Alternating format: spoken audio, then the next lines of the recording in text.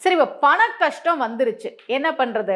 நமக்கெல்லாம் கையில மருதாணி வைக்கணும்னு சொன்னாங்களே, ஏன் தெரியுமா? மருதாணின்றது சுக்கிரன், சுக்கிரனுடைய காரகத்துவம் மருதாணி. அதனால கையில மருதாணி வைங்க.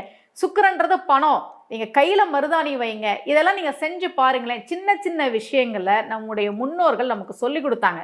பணத்தை மதிக்கணும், மனைவியை அடிக்கக்கூடாது, கையில மருதாணி வச்சுக்கோங்க. ஏன்னா அது சுக்கிரனுடைய காரகத்துவம், அது செல்வத்தை உங்ககிட்ட கொண்டு வந்து சேர்க்கும். அப்படிலாம் நமக்கு வழிமுறைகளை பெரியோர்கள் சொல்லி வச்சாங்க.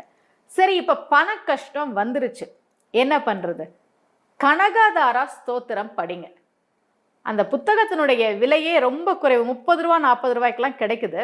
நீங்க புத்தக திருவிழாக்கெல்லாம் போனீங்கன்னா, அல்லது ஏதாவது கோவில்களுக்கு போகும்போது அங்க புத்தக கடைகள் இருந்ததுன்னா, கனகதாரா ஸ்தோத்திரம் அப்படின்னு கேட்டு ஒரு புக்கு வாங்குங்க.